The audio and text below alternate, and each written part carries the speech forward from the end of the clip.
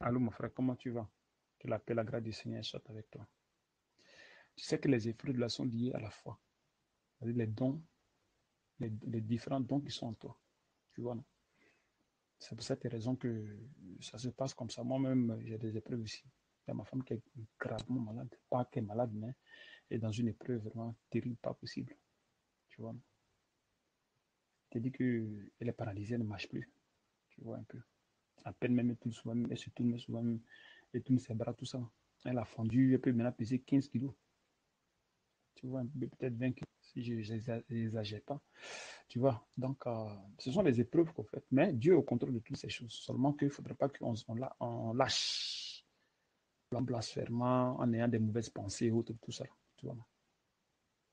Donc il faut juste rester tranquille. C'est le Seigneur qui fait toutes ces choses-là. Il fait pour que tu arrives à sentir même la souffrance, l'épreuve, que tu la sentes. Tu vois, donc ce n'est rien qu'une épreuve, quoi. Donc tu restes juste tranquille. Le Seigneur est au contrôle de toutes ces choses. Ne t'en fais pas. Reste seulement tranquille et prie-le. Parce que ce qu'il a prévu pour toi, forcément, ça va se passer. Ne pense pas que euh, tu vas l'au-delà, comment dirais-je, ou bien tu vas contourner ce qui a été prévu pour toi. Non, non, tu ne peux pas le faire. Donc c'est mieux même de ne pas avoir des mauvaises pensées. Il faut juste rester tranquille et regarder. Tu comprends, mon frère? Voilà, tu le regardes et tu le laisses faire. Et quand le moment viendra, il va t'amener les secours. Tu comprends? Reste dans le silence et regarde-le. Tu comprends, mon frère? Voilà, tu vois, plus que tu essaies de compter le temps, plus que tu penses à combien de temps ça va durer, plus ça joue sur ta personne. Parce que là, maintenant, on rentre dans les pensées. Tu vois, tu rentres dans les pensées. Tu rentres dans les pensées. Et en rentrant dans les pensées, ça atteint ta chair. Maintenant que de marcher, maintenant, selon l'esprit, tu vas commencer maintenant à t'appuyer sur ta chair. Et voilà maintenant le problème qui va te fatiguer. Non seulement tu ne veux pas régler le problème, non seulement tu ne veux pas te détacher de ce qui t'arrive, tu vois, mais tu vas le payer sur la chair. Ce sera un problème. Tu vois un peu. Donc, il faut juste rester tranquille et tu regardes. Tu restes juste tranquille. Il y a des épreuves qui nous arrivent, mais c'est parce que bon, on n'a pas envie de raconter pour ne pas voir, pour ne pas que les gens aient peur. Il faut encourager les gens, tu vois. Il faut encourager les gens. Sinon, quand Dieu dit l'épreuve de votre foi produit la patience, il faudrait que cette patience accomplisse parfaitement son œuvre. Donc, cette patience doit accomplir. Il faut qu'elle s'accomplisse. Donc, quand l'épreuve vient, il faut que l'épreuve s'accomplisse en toi. Donc, c'est Dieu qui détermine le temps de l'épreuve et nous-mêmes. Donc, c'est nous. Nous disons que quand, ça commence ça va agir sur nous. Mais si nous croyons et nous sommes avec le Dieu, et nous savons que le Seigneur, c'est lui qui donne la richesse, c'est lui qui donne la pauvreté, c'est lui qui donne les maladies, c'est lui qui donne les guérisons. Et si nous sommes dans ces situations pareilles, alors on reste tranquille. Tu vois, non? Donc, on reste tranquille et on ne s'en met pas. C'est ça, la foi. Quand les gens disent qu'ils vivent par la foi, ils vivent par la foi, ils vivent dans la foi, ils vivent dans la foi, ça rit. Et toi, aujourd'hui, qui vis cette situation-là, tu vois comment Dieu fait, comment Dieu comment dire, transforme l'homme en l'enlevant dans cette histoire de foi, en l'enlevant pour qu'il puisse t'enlever dans la vie du péché. Il y a une transformation que tu dois opérer. Il y a une transformation. Les enfants d'Israël, quand ils quittaient l'Égypte, vous avez vu la souffrance qu'ils ont eue dans le désert, où Dieu disait que je vous ai fait souffrir, je vous ai donné la faim pour voir votre état de cœur, si vous m'aimez vraiment. Tu vois. Donc, toutes ces épreuves-là, pour que non seulement il construise notre foi, mais aussi qu'on ait confiance en lui et que notre cœur s'attache toujours à lui. Tu vois, non? Sinon, c'est trop facile. Tu viens, tu manges, tu dors, tu manges, tu dors, tu dis que tu aimes Dieu. Non, non, non. Si le cœur fait confiance, le cœur n'aime pas Dieu. Si c'est une préparation comme ça, c'est une fausse préparation. Tu vois? Donc, Dieu endurcit, nous endurcit, comment dirais-je, des épreuves. Tu vois, non? Parce qu'il y a les temps difficiles qui arrivent. Et le Saint-Esprit ne fait que nous rappeler les temps difficiles qui arrivent. Donc, pour qu'on puisse supporter ces temps difficiles qui arrivent, il faut maintenant qu'il prépare notre cœur. Il faudrait que nos cœurs soient préparés dans la souffrance, dans la faim, dans la misère, tu vois, non? Dans les tribulations. Il faudrait que notre cœur soit préparé. Tu vois, mon frère. Donc, c'est un peu dans ce sens. Donc, si quelque chose t'arrive, toi seulement, tu ne fais que rester tranquille seulement et tu restes dans le jeûne, tu restes dans la prière. Et dans ça, tu gênes. Hein. Dans ça, tu gênes. Tu restes dans la prière, tu gênes dans la prière. Et après ça, tu verras comment dirais-je, ce qui va arriver. Sinon, celui qui ne vit pas l'épreuve de Dieu et qui dit qu'il est dans le corps de Christ et qu'il est dans le Seigneur, c'est qu'il lui-même se blague. Lui-même se blague. Parce que ça n'existe pas. Il dit que les souffrances nous sont imposées. Il dit nous sont imposés. C'est-à-dire que Dieu nous impose la souffrance. La manière, il a imposé ça à ses enfants dans l'ancienne alliance. Là. C'est pareil. Le Dieu ne change pas. Il est pareil. Tu vois un peu. Si, mais le problème, ce n'est pas le fait que c'est pas le fait qu'elle se porte bien que le problème. C'est une épreuve, au fait. Tu vois, c'est une épreuve. C'est une épreuve. C'est pas que tu vas prier et elle va se sentir bien. Non, non, non. On prie pas pour ça. Parce que Dieu me l'a déjà averti. Tu sais que quand tu es avec Dieu, il t'a averti de beaucoup de ces choses-là. Donc, s'il ne t'avertit pas, s'il te dit rien, toi, tu es un être humain, mais tant qu'il ne dit pas quelque chose, tu ne seras pas au fait de quoi il est question. Donc, tu vas rester là, mais tu vas te poser beaucoup de questions. S'il faut prier, qu'est-ce qu'il faut faire, machin, tu vois. C'est pour cette raison qu'on ne se lève pas le matin pour prier pour quelqu'un parce qu'il faut prier. Non. Quand tu dois prier pour quelqu'un, il faudrait que ce soit conduit par l'Esprit du Seigneur. Tu vois. Quand le Seigneur dit prie pour la personne, tu pries pour la personne. Maintenant, le Seigneur s'occupe du reste. Tu peux prier pour la personne et le Seigneur s'occupe du reste. C'est pas que tu pries pour la personne guérit un coup. La personne peut guérir maintenant, comme la personne peut guérir après. Tu comprends un peu? Donc, il y a plusieurs choses qu'on fait. Plusieurs trucs. Les gens, aujourd'hui, quand ils se lèvent, ils se mettent en groupe, ils prient pour les gens, ils font ceci, ils font ceci. Non, c'est parce que lui, la première, il faut prier pour lui, machin. Non, mais tu ne sais pas que la personne qui est là est sous l'épreuve de Dieu. Et tu vas prier pour la personne. Tu es en train de commettre une erreur très grave. Tu vois, non? Donc, tout ce que nous faisons dans le corps de Christ doit être conduit par l'Esprit du Seigneur. Ça doit être conduit par l'Esprit du Seigneur. Tu comprends? Donc, c'est un peu ça. Il y a des maladies où on ne doit pas prier pour la personne. On doit seulement prier pour que la personne soit fortifiée, pour que la personne arrive à tenir, comment dire, l'épreuve. C'est pour cette raison que le Saint-Esprit nous pousse à gêner et à prier, afin que vous, qui venez dans le corps, vous soyez fortifiés. Tu vois, non? Sinon, si ce n'est pas le cas, aucun de vous ne peut supporter cela. Aucun de vous ne peut rester dans ce corps. Non, non. Okay? Parce que la chair ne peut pas tenir. La chair va fuir. Donc, nous prions, nous gênons, nous prions. Il y a des choses, même comment dirais-je, nous interdisons. Il y a des choses que nous interdisons. Moi, comme ça fait plus de peut-être 1 an et demi que je ne connais pas ma femme. Donc, je me suis mis d'accord avec elle. Et jusqu'à aujourd'hui, on est consacré au Seigneur. C'est tout. C'est-à-dire que le bien-être, tous ces genres de trucs, on ne fait pas cela. On demande seulement au Seigneur vraiment de nous fortifier afin que nous puissions le servir convenablement, 100%, lui seul, pas quelqu'un d'autre. Lui seul. Pas les hommes. Lui seul qui doit le servir. Donc, qu'il fasse de nous, qu'il nous donne l'intelligence, qu'il nous donne la sagesse, qu'il augmente notre degré de foi. Toutes ces choses-là, afin que nous arrivons à le servir de manière parfaite. Et c'est notre prière. On mange pas, ça, c'est pas nos problèmes. Ça nous dit absolument grande chose. Ça nous dit rien. On ne demande même pas ça à Dieu. Ce qu'on lui demande seulement, qu'il nous aide. Même nos enfants. On les fait prier, on les fait gêner. Qu'ils sont malades, qu'ils ne sont pas malades, c'est qu'ils sont ses enfants, il va s'occuper d'eux. Tu vois, non? Donc, tout ça, ça ne nous intéresse pas qu'on soit malade ou pas. Ça, ce n'est pas notre problème. Notre problème, là, c'est, comment dirais-je, rester avec Dieu. Même si c'est dans la faim, on est là. Parce qu'on sait qu'on va avoir faim, mais à un moment donné, il va nous donner à manger. Donc, tous ces trucs-là, ça ne nous dit plus rien, qu'au fait. Tu vois, non? Ça ne nous dit plus grande chose parce qu'on s'est dit que on était dans le monde, on a eu plein de souffrances. On ne le connaissait pas de la bonne façon. On était dans la souffrance. Mais aujourd'hui, qui s'est révélé en nous, il a dit qu'effectivement, c'est lui qui faisait toutes ces choses et c'est lui qui est le maître de toutes choses sur terre. Donc, qu'est-ce qui reste? Donc, ça veut dire que si tu es dans la souffrance, il faut te dire que ta souffrance est liée à quelque chose. Ta souffrance n'est pas gratuite. Et c'est lui qui t'impose cette souffrance, que tu veuilles ou pas. Tu vas finir par là. Donc, qu'est-ce qu'il reste à faire? C'est d'obéir, c'est tout. C'est juste d'obéir. Tu vois un peu. Donc, ta souffrance maintenant, ça veut dire que c'est un gain au fait. Donc, si c'est déjà un gain pour toi, donc tu ne vas plus à t'emmerder au fait. Tu restes juste tranquille et tu attends le Seigneur et tu pries tout le temps à ce qu'il te fortifie, à ce qu'il t'arrive à t'aider à tenir dans cette épreuve. Tu vois, non? Et non, dire à Dieu qu'il faut me... Et je ne veux pas les épreuves, que je ne veux pas ceci. Non, ça n'a pas de sens. C'est-à-dire qu'en train maintenant aller contre lui, sa volonté. Parce que sa volonté, c'est de nous faire souffrir en fait que nous soyons formés. En fait que nous soyons formés de la bonne façon, selon que lui veut. Donc, quand il nous forme dans la souffrance, ceci crée en nous sa patience.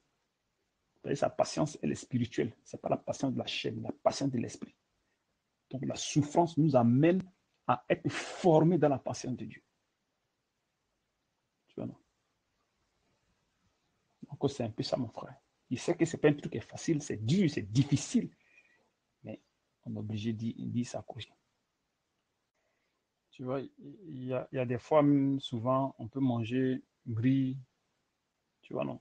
Même riz blanc, on peut manger, riz avec piment, on peut manger, tu vois, un peu.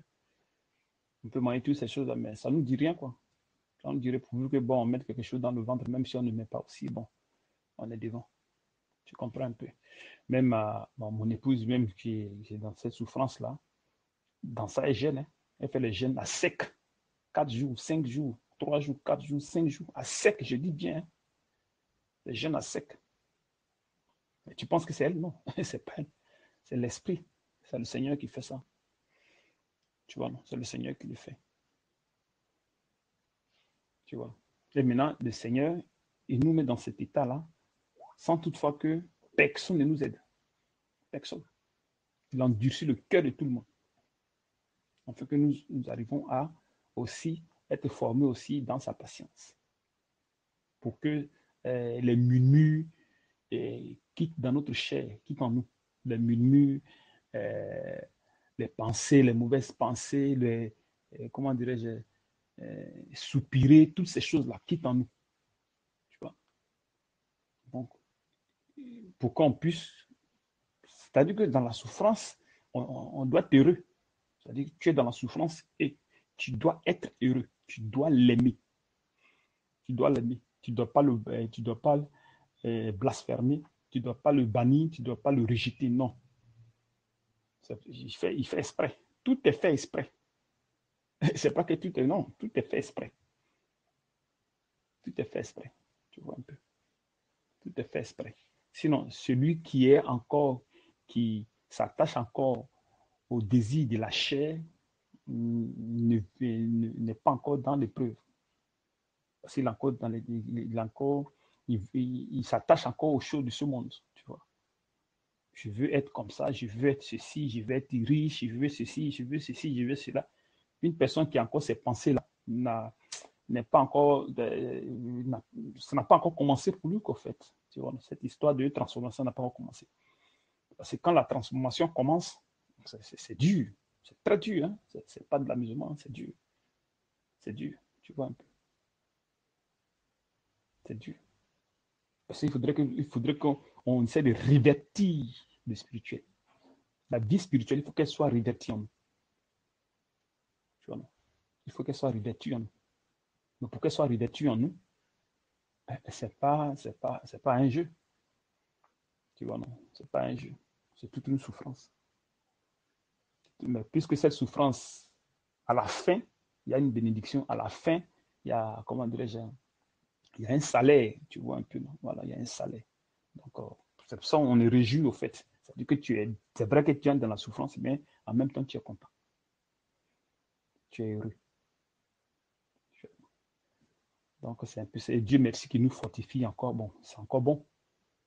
Il nous fortifie, c'est encore bon. Donc, ça fait que tu ne peux pas sentir, tu ne peux pas trop sentir, non, tu vois.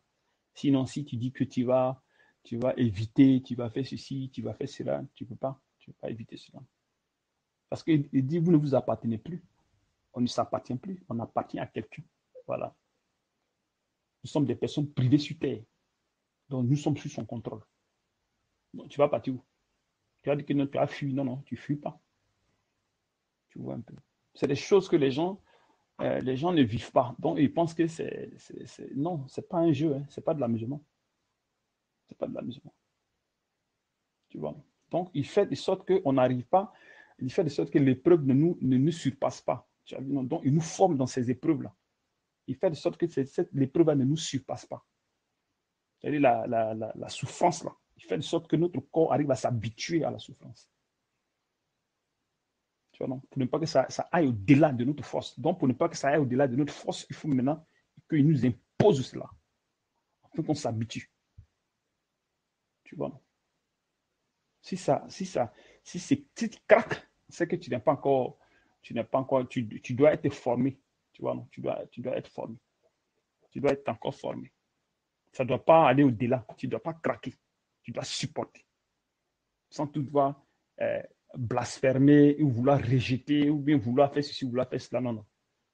Ton corps doit supporter. Maintenant, pour que le corps supporte, il faut que le Seigneur t'impose cela. Il faut qu'il t'impose cela. Il faut qu'il t'impose cela pour qu'il t'imprègne ça dans le corps. Tu vois, non? Tu vois, non? Et même en plein hiver, comme notre truc est gâté. Notre truc qui nous donne le chauffage, là, c'est gâté. En plein hiver, hein, c'est gâté. Tu vois un peu? Mais bon, ça ne nous dit rien. On va trouver autre moyen pour chauffer de l'eau, pour se laver. Tu vois? Mais dedans, on est heureux. Tu comprends un peu? Sans toutefois s'embrouiller dans les mauvaises pensées, machin, non, non, non. Sans toutefois avoir ces pensées-là.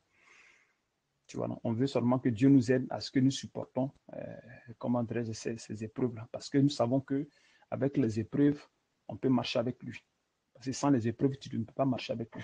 Donc, plus tu as les épreuves, plus tu es formé. Tu vois, non? Plus tu es formé. Plus tu as les épreuves, plus tu es formé. Plus tu as les épreuves, plus tu es formé. Donc, quand tu reçois les épreuves, tu dois même être heureux. Toi-même qui es le chrétien, tu dois être heureux de recevoir les épreuves de Dieu. Parce que ces épreuves-là vont te former. Forme-toi ta personne. La souffrance, la pauvreté, la faim. Quand tu lis Deutéronome 8, à partir du verset 1 jusqu'à 4, 5, tu vas voir qu'il a donné la faim aux enfants d'Israël. La souffrance. Il a imposé cela jusqu'à les humilier, tout ça. Là, pour voir les degrés de foi, les degrés, comment dire, l'état de leur cœur, si vraiment ils sont attachés à lui. Tu as vu, frère? Donc, quand tu reçois la souffrance de Dieu, tu dois même bénir Dieu. Parce que sans ça, tu ne peux pas marcher dans la foi. Tu ne peux pas. Tu vois un peu, non? Tu ne peux pas. Si tu dis que tu peux, c'est que vraiment tu te blagues. Tu ne peux pas. Tu ne peux pas. Parce que quand il met Jacques 1, 2, même il me fait regarder comme un sujet de jeu complète les diverses épreuves auxquelles vous pouvez être exposés. Sachant que l'épreuve de votre foi produit la patience. Donc cette souffrance-là va produire, les épreuves vont produire la patience en nous. Mais il faut que la patience accomplisse parfaitement son œuvre. Donc ça veut dire qu'il faut que la souffrance accomplisse en nous son œuvre. Afin que vous ne soyez parfaits et accomplis sans faillir en rien. Donc l'épreuve là va forcément, donc la souffrance va forcément s'accomplir. Forcément, il faut qu'elle s'accomplisse. Donc, si tu souffres, si tu es là, tu souffres de quelque chose, il faudrait que la chose est là pour quelque chose. Tu vois un peu.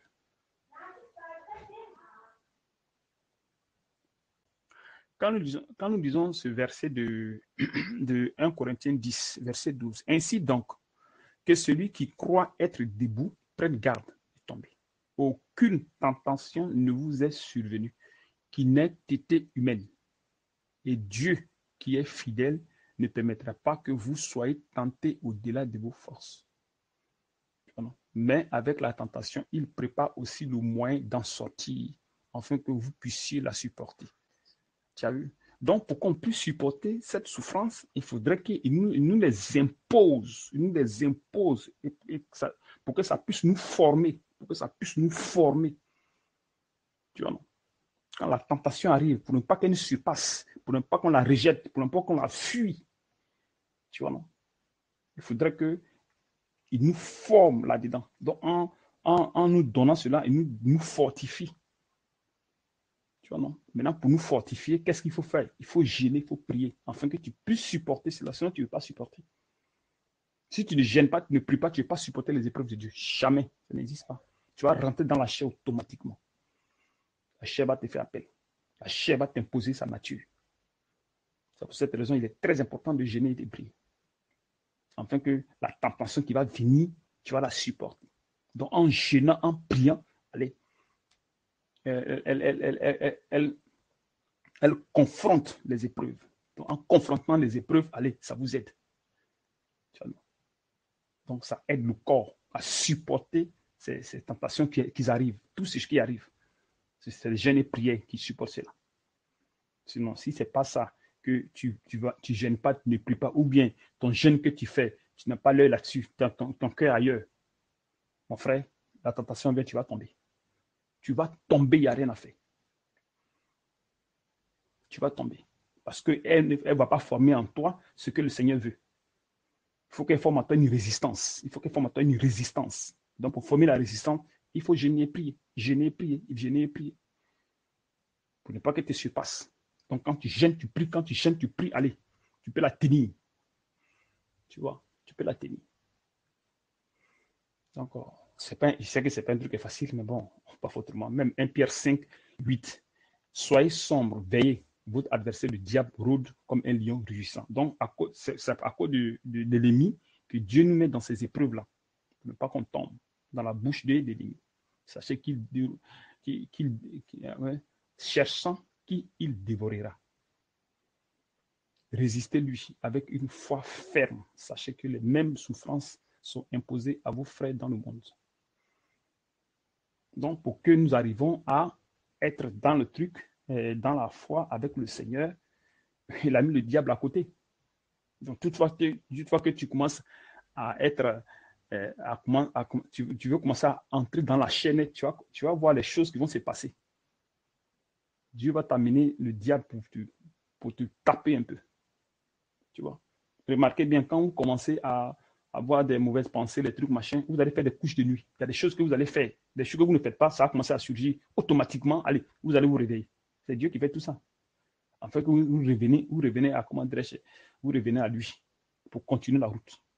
Si ce n'est pas le cas, non. Vous n'allez pas vous en sortir. Donc, toutes ces choses sont faites exprès. Tout est fait exprès. Quand tu reçois une souffrance, tu reçois plein de la faim, toutes ces choses-là, c'est Dieu qui impose ça. Et personne ne peut aller contre. Personne ne peut aller contre.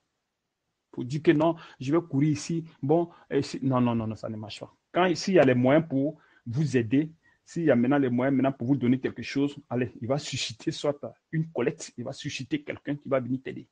C'est pour ça que les collectes ne sont pas faites comme on veut, non. La collecte est faite selon que lui veut. Quand maintenant le temps arrive, maintenant, allez, il suscite une collecte, allez, maintenant l'argent est donné selon lui sa volonté. Quand l'argent maintenant est donné selon lui sa volonté, maintenant, allez, il essaie maintenant de partager maintenant à chacun, à un temps donné en pension. C'est-à-dire qu'un montant juste pour la personne. C'est pas qu'il va te donner beaucoup pour que tu dis que tu as gardé, pour que tu puisses dire que tu as gardé, puis tu as mangé un peu, jusqu'à pour ne pas que tu souffres. Non. Je ne fonctionne pas comme ça. Il te donne un peu pour que tu aies besoin. Donc, il te donne juste un peu. Et autant juste. Pas autant que toi tu veux. Non, autant que lui veut. C'est à ce moment-là, quand la collecte est donnée, allez, tu es divisé. Donc, il donne à chacun sa part. Il te donne, bon, ça, tu peux manger à tel moment, puis alors, tu reprends encore la souffrance. Il te donne un peu, maintenant, tu reprends encore la souffrance.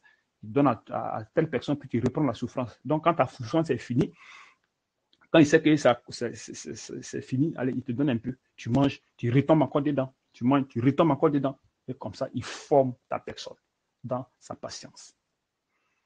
Tu vois, donc, ces choses-là, c'est normal pour Dieu. C'est normal.